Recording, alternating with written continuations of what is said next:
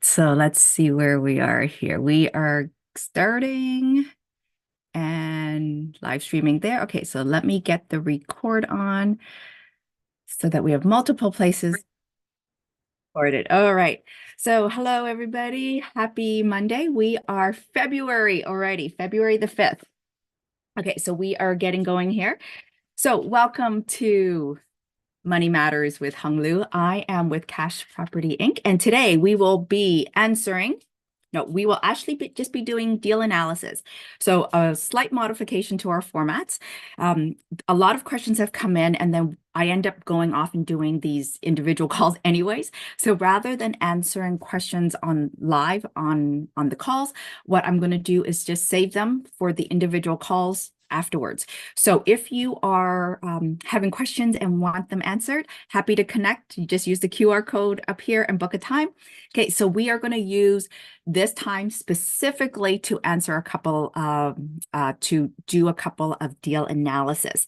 So I've got a couple of really exciting stuff to share with you guys today. So we will go into that. Okay, so the outcome from these sessions, I want to help fellow accredited investors make sound decisions in their real estate opportunities. And the biggest reason for that is, really, using my 5-step process to be able to tell, people that we work with or people in our lives or society, whoever sort of pushing your buttons to be able to say, hey, you know what, fudge you, I don't need that anymore. Okay. So really that's the outcome of these sessions. And if you can benefit from it, well, then I'm definitely happy to help with that. Okay, so before we go into a couple of the deal analysis, okay, I've got two that I want to show you from a weekend of um, open houses. And then I have an assumable mortgage to walk you guys through in terms of, okay, well, how do we run those analysis with assumable mortgages and how does that affect things down the road, if I'm investing in this on my own or if I'm partnering up with individuals. Okay, so before we go into those, I want to do a big shout out to Ferris over the weekend. We had a great conversation and Ferris was really nice and introduced me, well, not an introduction to the strategy, but brought it to my attention again. And it was Airbnb in Vancouver. So right now in Vancouver, Airbnb is taking a really big hit, meaning that a lot of the regulations around short-term rentals have really changed. And Ferris is able to make it work, right? So Ferris, it was a pleasure meeting you and connecting and talking about real estate, and hopefully I get a chance to connect with you again and we can chit chat a little bit more about some other real estate stuff. Okay, so we will go into that. So disclaimer. Okay, so I'm looking down because I've got my Q card codes or whatever. Okay, so disclaimer, before you go and implement any of the stuff that I talk about today, any of the ideas, please go and talk to another investor. Make sure it's right for you guys. Okay, so let's get into some of the juicy stuff today. All right, so one of my personal goals is to grow our family office to $100 million. Okay, that's a big number. Okay, and so a few of my colleagues have said, how are you going to do that? Like that's, such a big, audacious goal, right? And I'm like, yeah, but here's how I'm going to do it. Okay, so let me share with you guys my screen and we'll go through part of the reverse engineering that I did to be able to say, hey, you know what? How reasonable is this $100 million family goal? Okay, so let me share with you where's the screen? Oh, okay, the share screen. All right, so this is going to be my Excel sheet. Okay, so, okay, Excel sheets.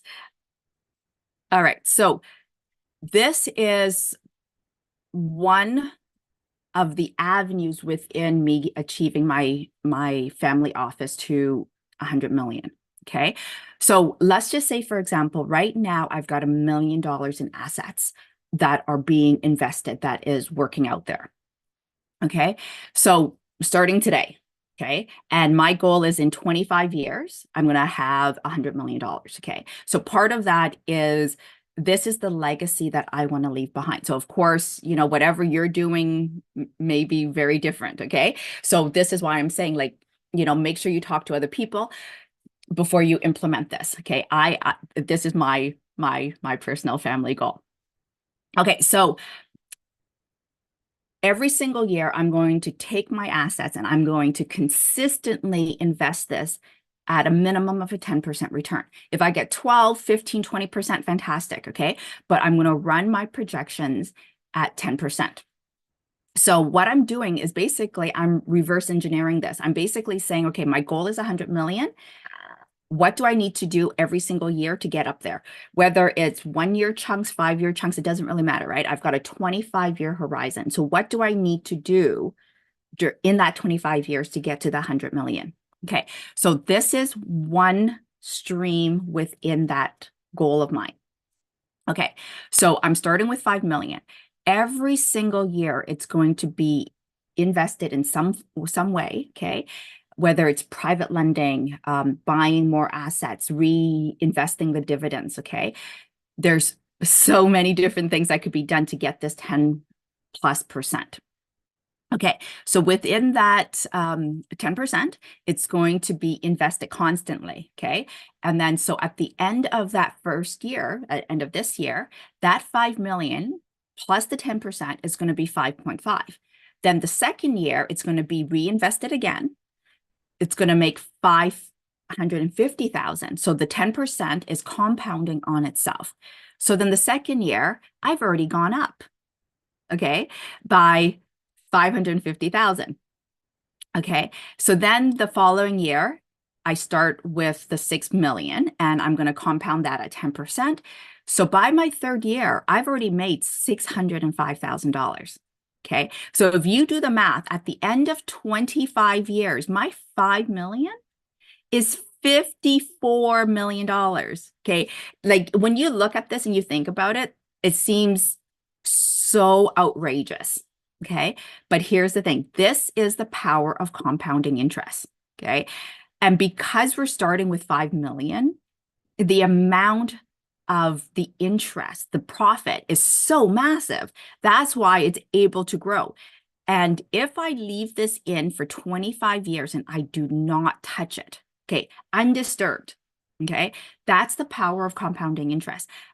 Okay, I don't have to do anything, but just make sure that I'm getting this 10 plus year over year. Okay, don't touch it, don't withdraw it, don't do nothing. Okay, I'm not buying my next RV with this. I'm not doing anything. It's basically sitting there and compounding through multiple ways.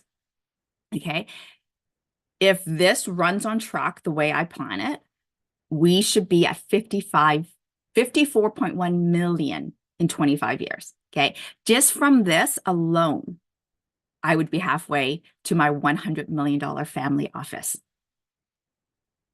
Okay, if light bulbs aren't going off for you, then you need to have a call with me. Okay. All right. So this is one of the ways that I'm going to be achieving that $100 million family office. Okay. So we are in February right now. And, just a side thing about, setting goals is that 1 out of the 12 months is already gone for this year. Okay. So 2024 is going to be your best year ever. And you got to figure out how to make that happen. Okay. So this is one of the things that I want to show you. So now, taking this appreciation thing to another level of conversation here, I want to show you these 2 opportunities that I saw when I was biking this weekend. So part of my ideas when I bike is I go look at open houses. So luckily for me, I live in beautiful Vancouver and I get to, see these amazing houses. So let me show you one of these properties here because there's a reason for showing you this. Okay, so let me share screen here. Okay, so on my screen, you should see the realtor.ca. And I want to show this particular property, not because of like this amazing opportunity, but because of the appreciation. Okay, so this is a property on Point Grey Road. It's listed for 11 million. Okay, 11 million. That's how much this house is. It's not even a multifamily. It's a single residence house in Vancouver for 11 million. Okay. So so yeah, if you want, go like the pictures. So what I want to show you here is this table. Okay, this is readily available on realtor.ca. So it's not like you have to go and hunt for this. You don't have to ask an agent for this information. Okay, this house was sold in January of 2021. Okay, we're February 2024. So literally 22, 23, 24, 3 years. In 3 years, it went from 7.25 million sold to, okay, to an asking price of 11 million. Okay, do the math on that. Okay, that is an insane growth on and it's not even forced appreciation here. It's passive appreciation, meaning that this house just sat and grew. Okay, now I don't know if they've done major renovations on this house when they bought the house. Okay, but it was built in 1990, so it's a newer home. Okay, but to justify a gain of like $3 million in 3 years. Okay, so that's $1 million a year in growth. Okay, so crazy, right? All right, so now I want to share this with you. So if you go into the BC assessment, this is like the Ontario impact, okay? It's the, and this is online. Okay, so it's not like you have to pay $10 or anything for this. You type in the address and it will tell you what the current land value is, the current building assessment is, what the total value of this opportunity is. Okay, so I'm not saying go out and buy this. What I'm saying is, you know, you can get a lot of information online, and this will sort of give you an idea of one, are you overpaying? Are you underpaying? Is it a good value? What's been the appreciation? All of that stuff. Okay, so that January 2021 purchase price is listed here. This piece of property plus the house, okay, is valued about $9 million. Okay, so their asking price of 11 million is a little bit higher. Okay, so these impact reports are usually on the lower end. Okay, so you know, like if you look at your Ontario properties, the impact reports are probably on the lower end. And as a property owner, we actually want them to be on the lower end because our taxes are going to be lower, okay, like the property taxes. However, it does hurt us though when we try to go and sell these properties. Okay, so the reason why I want to show this to you is because all of this information is available online. Okay, so part of me going here was saying, okay, well, how much is the city assessing this for? Right? So look at this. So the building itself is 311,000. Like you cannot build this house, okay, for $300,000. Okay. So they are obviously, you know, underestimating the house here. The land is really, you know, what you're paying for. Okay. So let me show a similar, another example of this. Okay, so this one, oh, did I not save it? No. Okay, so this is the other one that I want to show. No. Okay, that is it. Okay, so that's the same one. Okay, so let me go into now. I'm going to unshare. Okay, so now let me go into the calculations for assumable mortgages. Okay, so we are not going to save that one. All right, so where is my assumable mortgage calculator here? Okay, so let's bring this one up. So this is no longer an active deal, but it will give you the idea of how to handle an assumable mortgage. Okay, so this is my trusted Excel sheet, okay, borrowed from Don Campbell at Reen. So this is the Excel sheet. So let me make this a little bit bigger. All right, so there we go. Okay, so we are, okay, so here we're just going to go with asking price of 3.7. We're going to assume that we can do a purchase buy of 3.3. Okay, so just keep that in mind. This is a 15-unit building. We're assuming 300K in income, 300,000. Yeah, 300,000 in income. We've got expenses here. Okay, so I've already populated this. So as you know, I like to use a 10% property management, even if I self-manage it myself, 5% repairs, vacancy, and other is 5%.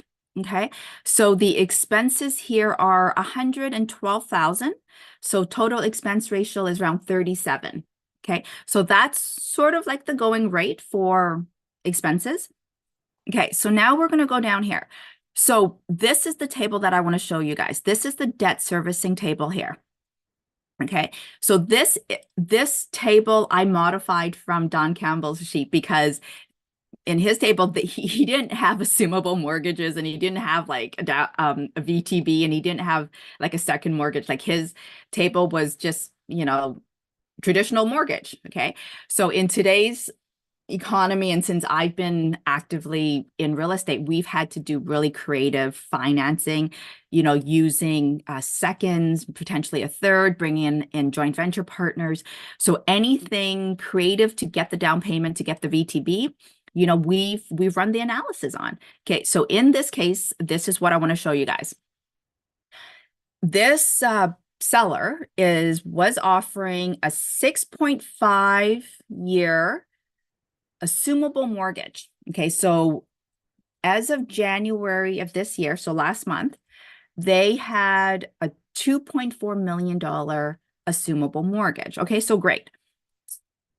The interest rate was 1.72. So what that means is for the next 6.5 years, if I was to acquire this building, I would only have to pay 1.72% on the 2.5. I would basically just be taking over their mortgage payments along with the building and everything. Okay, this is a fantastic opportunity because here's the reason. Right now, to get a CMHC mortgage on a multifamily, you're looking at 4.5%, 5%. Okay, so double or triple this 1.72.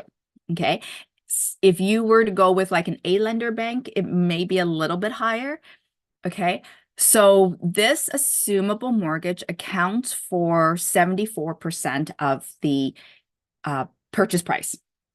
Okay, so this is just a calculation taking in, and I'll show you the formula here, whatever the assumable mortgage amount is, so the 2.45 divided by the I-5, and my I-5 is my purchase price. Okay, it's not the asking price. Okay, so if my purchase price equals the asking price, then the calculation would be slightly different, right?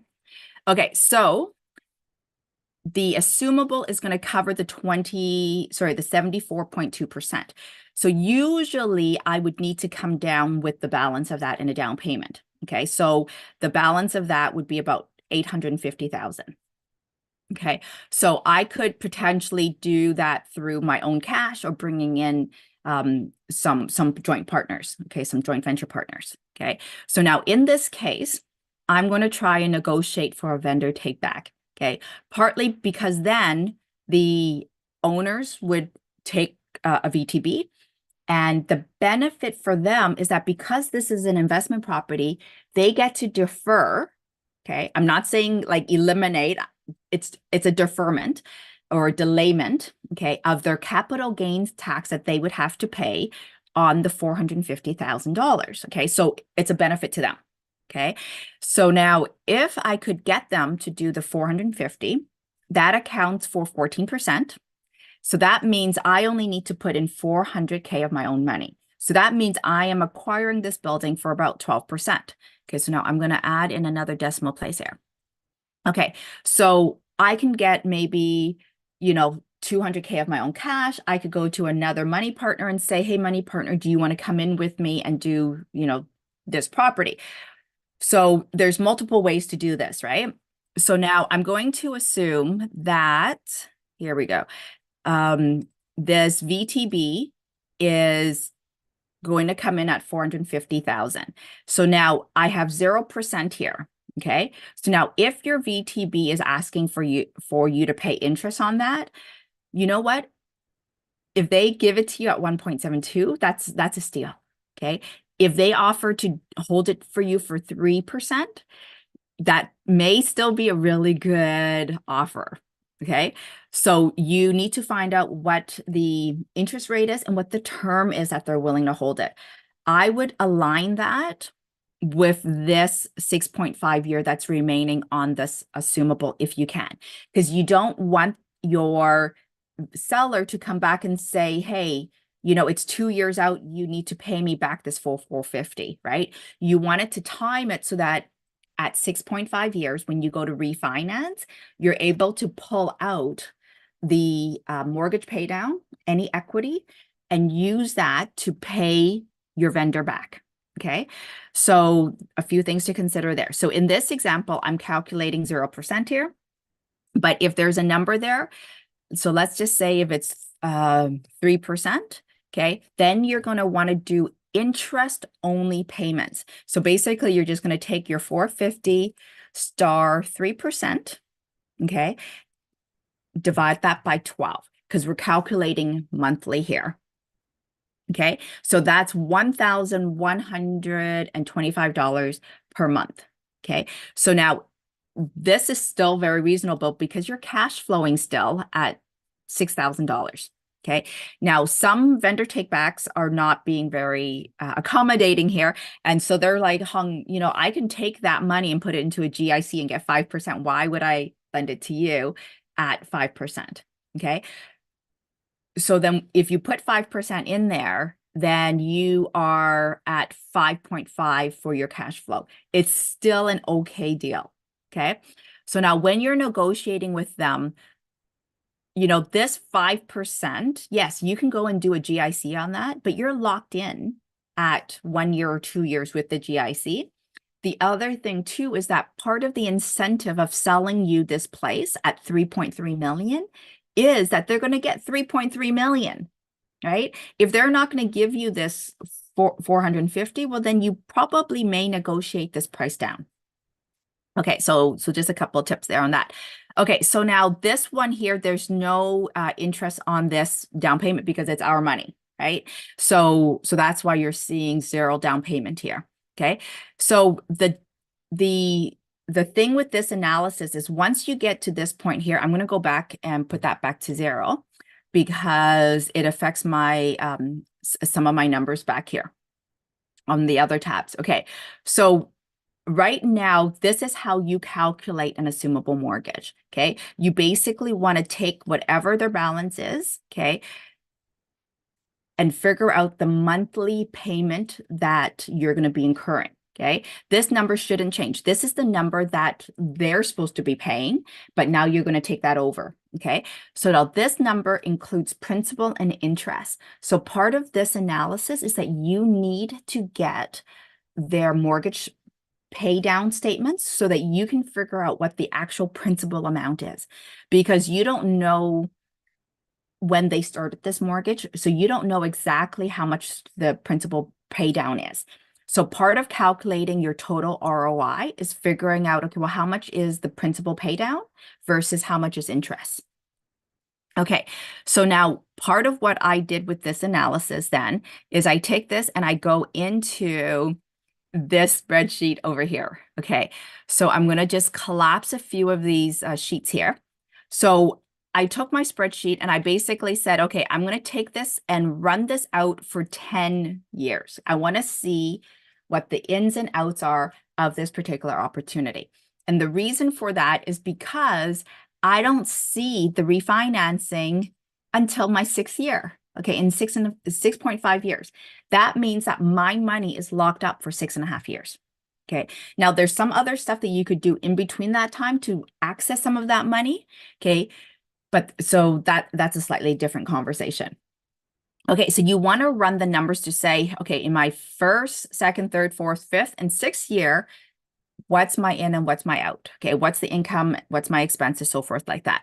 So I've got all my incomes tallying down here. So this is the total income. Okay. Then I go and I take my expenses and I say, okay, here's all my expenses. Okay. Then here, I've got my assumable mortgage here. Okay. It's all every single year. This is how much I'm paying out. Okay. Now, if I had a payment on the VTB, that would be showing up here. Okay. And then as well, the mortgage. Okay. So now right now for the first 6.5 years, I don't have a new mortgage. I have the assumable. So that's why it's a 0 there. But then when I transition over in 6.5 years, I'm going to get a new mortgage amount. Okay. The reason why this is $20,000 is because I'm stress testing this to say, okay, in 6.5 years, I'm going to make X amount of money. But in 6.5 years, when I go to refinance, am I still going to be positive cash flowing? How much gain am I going to see? Okay. So within this calculation, I've got a 3% expense increase ratio. Okay. And I have a 5% rent increase.